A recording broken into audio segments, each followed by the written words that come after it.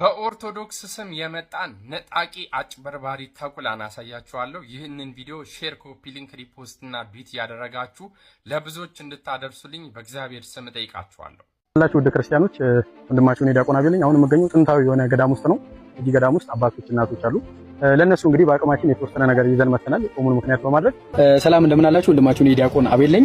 ሰሞኑን ጠፍቼባችኋለሁ። አንዳንድ ሰዎች ደግሞ በቴሌ ብር ሁሉን የፈጠረ ሁሉን የጀመረ ሁሉንም የፈጸመ ሁሉን የያዘ ሁሉንም የጨበጠ እግዚአብሔር መላእክትና አጥፍቷል አሰኔን አጥፍቷል አመቱ ማርያም ነች። ይህንን መዝሙር ከኔ ጋር አብረን እንዘምራለን። ይህን ቪዲዮ በደንብ ኮፒ ሊንክ፣ ሼር፣ ሪፖስት እንድታደርግ ፈልጋለሁ። ዳይ ወደ መዝሙር ይህ ተኩላ እንግዲህ ዲያቆን አቤል ብሎ ራሱን የሚጠራ መናፍቅ እልም ያለ ፕሮቴስታንት ነው እና እንደምትመለከቱት እጅግ በጣም ንቀትና ድፍረት በሆነ መልኩ በእኛ በኢትዮጵያ ኦርቶዶክስ ተዋሕዶ ቤተክርስቲያን ቅጽር ግቢ ውስጥ ገዳማት ውስጥ እየገባ የመናፍቃንን መጽሐፍ የሚበትን የሚያስፋፋ እንደዚሁ ደግሞ የኛ የኦርቶዶክሳውያን መምህራን ወንድሞችን ኢየሱስን አታውቁም ኢየሱስን አትሰብኩም እያለ የሐሰት ክስን የሚከስ እሱ የሚፈልገው ሐሰተኛ ኢየሱስ እንዲሰበክ የሚጠብቅ ቤተክርስቲያንን አታቋትም እያለ መናፍቃንን የሚደግፍ ስለ ቤተክርስቲያን ምንም የማያቅ ፊት ለፊት እንኳን መጥቶ መሞገት የማይችል እልም ያለ ታድሶ መናፍቅ ነውና ይህንን ግለሰብ በማወቅም ሆነ ባለማወቅ ፎሎ ያደረጋችሁ ሰዎች ፎሎአችሁን እንድታነሱ እንደዚህ ደግሞ አድራሻውን የምታውቁ ሰዎች በተገቢ መልኩ አድራሻውን እንድትሰጡንና ተገቢውን ምክር እንዲሰጠው የምናደርግ ስለሆነ አድራሻውን አሳውቁን። ቅዱስ ጳውሎስ በፊልጵስዩስ መልእክቱ ምዕራፍ 3 ቁጥር 2 ላይ እንደዚህ ይላል፣ ከውሾች ተጠበቁ፣ ከክፎች ሰራተኞች ተጠበቁ፣ ከሐሰተኞች መገረዝ ተጠበቁ ይላልና ከዚህ ሰው እንድትጠነቀቁ ስል ጥሬን አስተላልፋለሁ። ሰላም ክርስቶስ ይብዛላችሁ። እጅግ በጣም ያሳዝናል። ካህኑ በሌሊት በተኙበት በቤታቸው በጥይት ተመተው ተገደሉ። በታላቁ በአብይ ጾም ወቅት በርካታ ኦርቶዶክሳውያንን ያሳዘነ ጉዳይም ሆኗል። በሰሜን ወሎ ሀገረ ስብከት የወልዲያ ደብረ ሰላም መድኃኔዓለም ካቴድራል አስተዳዳሪ የነበሩት መልአከ ምሕረት አባ አይናለም አማረ ቆሞስ ሌሊት በመኖሪያ ቤታቸው ውስጥ በደረሰባቸው የጥይት ጥቃት ሕይወታቸው ማለፉ ተሰማ።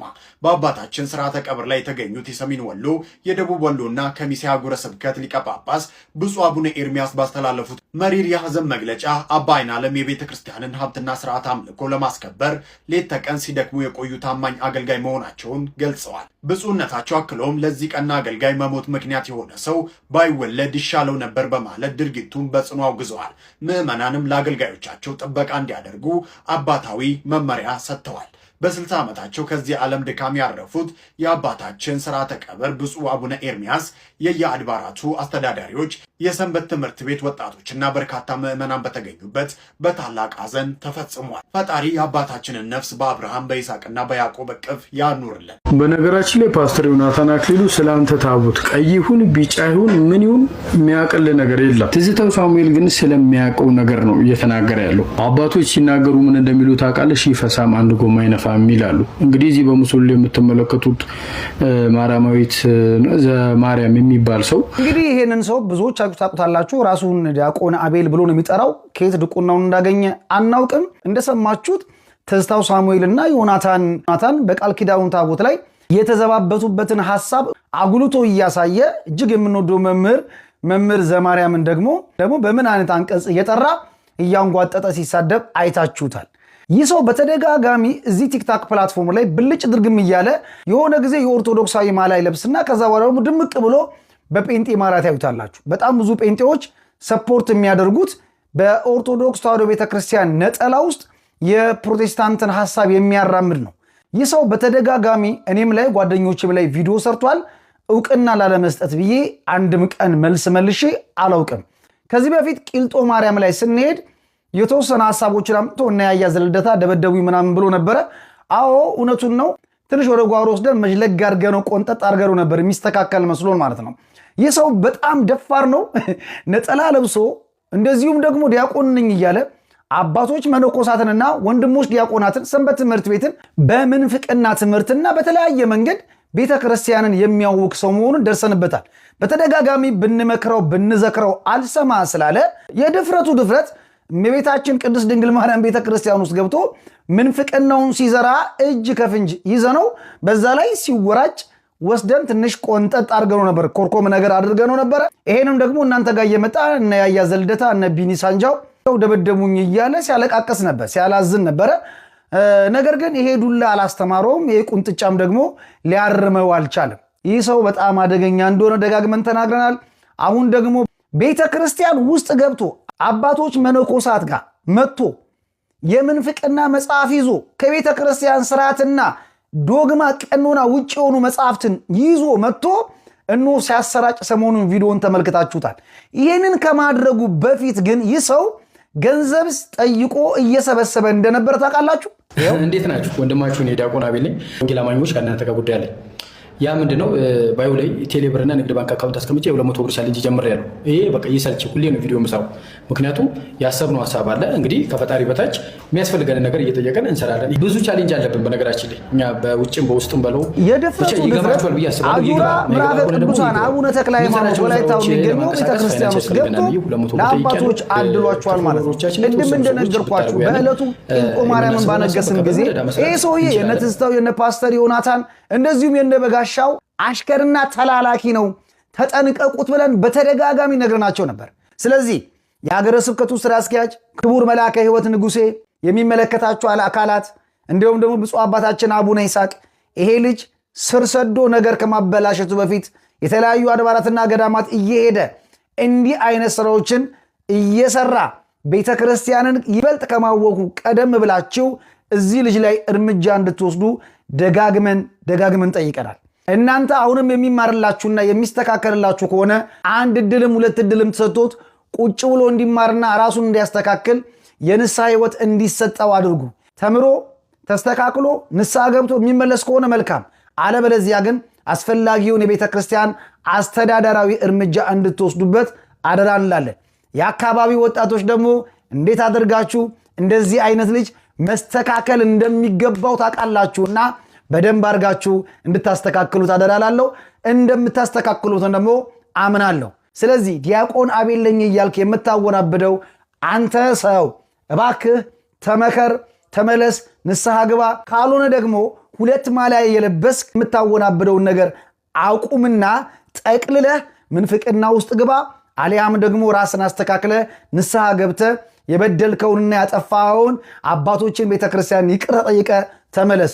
እምቢ ካልክ ግን እርምጃዎች የከፉ ናቸው የሚሆኑት። ያን ቀን ልክ አይደለም ብያለሁ። ስለዚህ ልክ ነው የሚሄድ በቃ አይቻልም አታስፈልግም ስላለኝ ደግሞ መመለስ ምን አይነሱ አይደለም። አይ እምነታችንን ዲፌንድ ማድረግ እንችላለን፣ እናቀበዋለን። እንደው በደንብ በሰው ፊት ቢሰማ የማያሳፍርና የማያሸማቀቅ እምነት አለን የሚል ሰው ካለ ሉትራን ካለ ይምጣ። በቃ እዚሁ ማውራት እንችላለን። ግን ማንም ሰው ግን እኔ የኦርቶዶክስ አስተምሮ ጥያቄ ሲኖርብኝ እናንተ ጋር ነው መምጣት ያለብኝ ወይስ እናንተ ናችሁ እኔ ጋር መታችሁ እንትን የምትሉኝ? እኔ እዚህ ጋር ተጠይቄያለሁ። ስለዚህ አንተ የሉትራን እምነት እኮ ጥያቄ አለብን እንደ አኪ እምነቱ ላይ ጥያቄ አለ። ኧረ የለብኝም። እነሱ ናቸው እኔ ላይ ጥያቄ ያላቸው። ከየት አመጣኸው የሚል ጥያቄ ካላችሁ ኑና እናንተ ላይ በተናገርኩት ነገር ጥያቄ ካላችሁ ኑና ጠይቁኝ። ኦኬ በቃ ለማንኛውም እኔ ተናገር ያለ በዛ ላይ ሀኒቾ ትምህርታችሁን የትም ቦታ ማብራራት ካለባችሁ እናንተ ቤት ስለሆነ ወይ እነሱ ቤት ስለሆነ ወይ ሲስ ቤት ስለሆነ ምንም የሚለወጠው የሚቀየረው ነገር የለም። ትምህርታችሁ ነው። በቃ የትም ሄዳችሁ ማብራራት አለባችሁ። በዛ ላይ የተጠየቀው ዲቤት እንጂ ጥያቄ ጠይቁን አይደለም።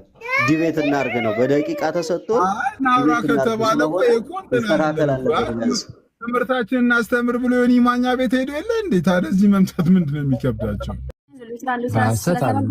ሆን ብለህ ነው አክ ጌታን ክርስቶስ በሚያውቀው አንቺው እንደዛ አይደለም። እንደዛ ካልሆነ እና ለምን እናንተ ቤት እመጣለሁ እንዴ? ይሄው ገለልተኛ ቤት ነው። አሁን ፕሮቴስታንት ነው ልጁ እንዴ? እዚህ ነው ይዘሻቸው ነው አይደል የምትወያዩት? ለምን አይመጡም እዚህ? አሁን እነሱ ማናቸው? እነሱ ዲቤት እኮ ነው እየጠየቁ ያሉት።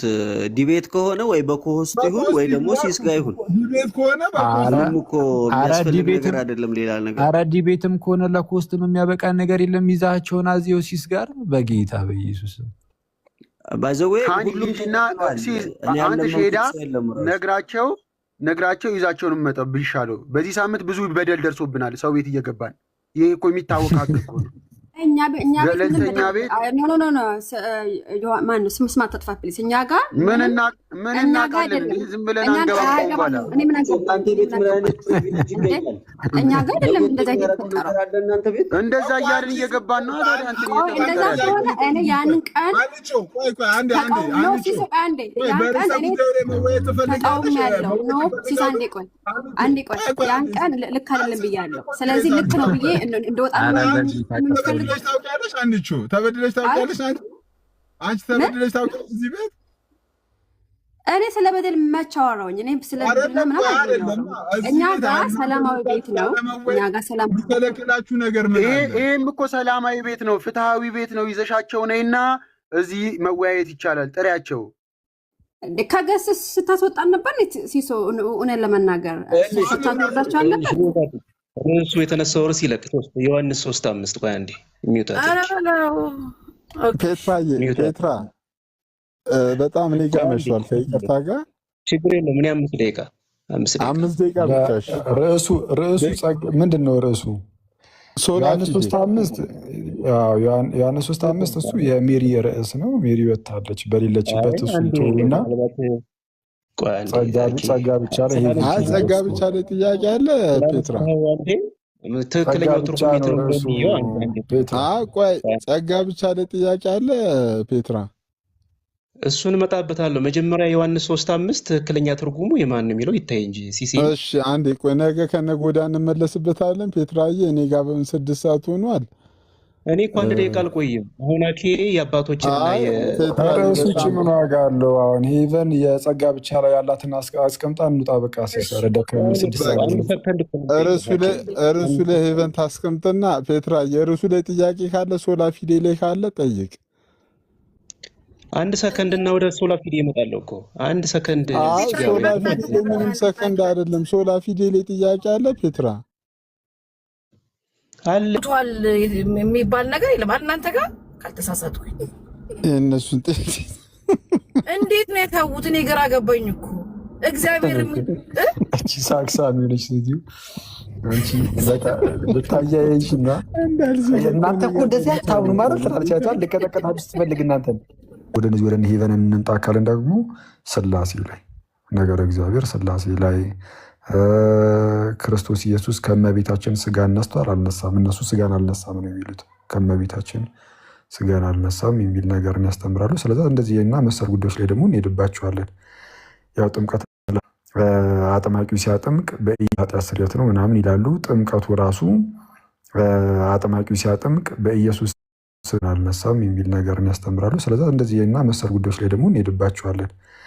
ያው ጥምቀት ለኃጢአት ስርየት ነው ምናምን ይላሉ። ጥምቀቱ ራሱ አጥማቂው ሲያጠምቅ በኢየሱስ ስም እያለ ነው የሚያጠምቀው ወይስ በአብ በወልድ በመንፈስ ቅዱስ ስም እያለ ነው የሚያጠምቀው የሚለው ላይም ልክ እንደዚሁ ክርክሮች አሉ።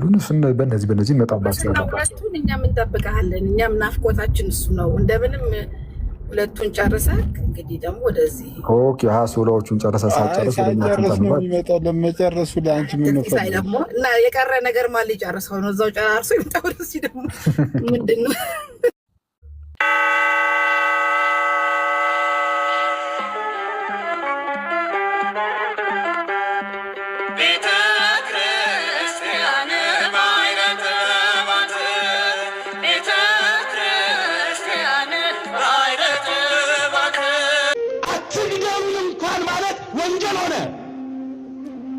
ገዳዮቹ በነፃነት ያለምንም ጠያቂ ይንቀሳቀሳሉ። ሰው ምንም ይሁን በሰውነቱ ሊከበር ይገባል።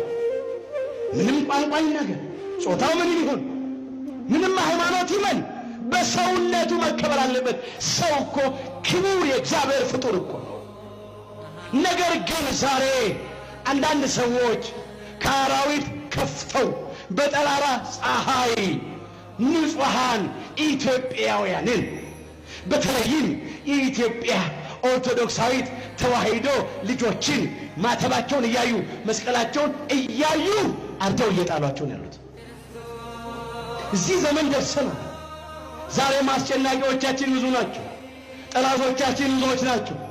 በግብፅ ምድር ከእስራኤል ወንዶቹ ሲወለዱ እንዳያድጉ እየታነቁ ይገደሉ ነበር። አዋላጆቹ ይገርማቸው ነበር።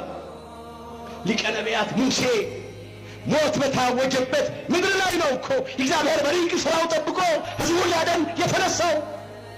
ዛሬ ሞት ያወጁብናል። ይህም ቀን ግን ያልፋል ወገኖቼ። ሞታችንን እግዚአብሔር መልአኩን ልኮ ለሕይወት ይቀይራል።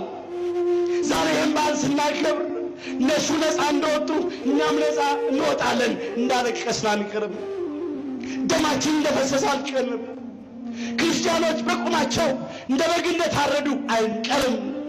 አብያተ ክርስቲያናት እንደቃጠሉ አንቀርም። ለሀገር ለወገን የሚጸልዩ መነኮሳት በገዳም ሲታረዱ አይተንን እንዴ? ምን እንገራችሁ? ሁለቱን ጆሮአችንን እኮ ጭው የሚያደርግ ነገር እኮ እየሰማን እያየን ነው። ዜናው የሞት ነው። የምንቆጥረው አስክሬን ነው። ድምፅ አራዊቱን፣ ግርማ ሌሊቱን፣ ጸባጋንንቱን ታግሰው በጾም በጸሎት በስግደት ተጠምደው ዓለምን ንቀው የሚኖሩ መነኮሳት አራዊት አስለምደው ይኖራሉ። ከአናብስት ጋር ይኖራሉ። አንዳንድ ሰዎች ግን ከአውሬ ከፍተው ገዳማቸው ድረስ ገብተው አርደዋቸዋል። ምን ያልተፈጸመ ግፍ አለ? አንዳንድ ቤተክርስቲያን ካህናት ዲያቆናት ቀድሰው ሲወጡ ታርደው የለ እንዴ? በጉባኤ ቤት ውስጥ ሊቃውንቱ መምህራኑ ከደቀ መዛሙርቱ ጋር አብረው ተገድለው የለ እንዴ? ዛሬም እኮ ሌላ ፈሮናውያን እኮ አሉ፣ ሌላ ግብፃውያን እኮ አሉ፣ በንጹሐን ደም የሚጣጠቡ አሉ። አሁንም አቤቱ አምላካችን እግዚአብሔር ሆይ እስራኤል ዘሥጋን ሊቀ መላእክት ቅዱስ ሚካኤል ልከ ከግብፃውያን ያደንክ እኛንም ከዘመኑ ግብፃውያን እኛን ኢትዮጵያውያንን አድነን እንበለው። ያድነናል። የፊቱ መልአክ አዳናቸዋል። ዛሬም ኢትዮጵያውያንን ከጨካኞቹ፣ ከግፈኞቹ፣ ከነፍሰ ገዳዮቹ እጅ ያድነን። መጸለይ ነው፣ መጮህ ነው፣ መማፀን ነው፣ ማልቀስ ነው። ይቆምላችሁ ብሏል እግዚአብሔር በዚህ በመከራው ዘመን። ከኛ የሚጠበቀው ወደ እግዚአብሔር ማንባት ነው። ፈርዖንና ሰራዊቱን በኤርትራ ባህር ያሰጠመው ያ የኤርትራ ባህር ውሃ ብቻ እንዳይመስላችሁ የነ ራሔል እንባ ነው። ልጆቻቸው የተገደለባቸው የእስራኤል እናቶች እንባ ነው። ስላለቀሱ እኮ ነው እግዚአብሔር ለበቀል የተነሳው። እግዚአብሔር ይበቀላል። ዛሬ እናልቅስ፣ እንባችንን እናፍስስ። አትግደሉን እንኳን ማለት ወንጀል ሆነ። ገዳዮቹ በነፃነት ያለምንም ጠያቂ ይንቀሳቀሳሉ። ደሙ ሳይደርቅ እንባው ሳይታበስ በየቀኑ እያዘናጉ 3ቱን 5ቱን 6ቱን ይገድላሉ። ማይጠይቃቸዋል እንደፈለጋቸው። የሚረዳኝ የለምና ከኔ አትራቅ ማለት ያስፈልጋል። የሚረዳን የለም ከኛ አትራቅ፣ አድነን፣ ታደገን እንበለው። ያድነናል፣ ይታደገናል። ዛሬም ለኛ እግዚአብሔር ይደርስልናል።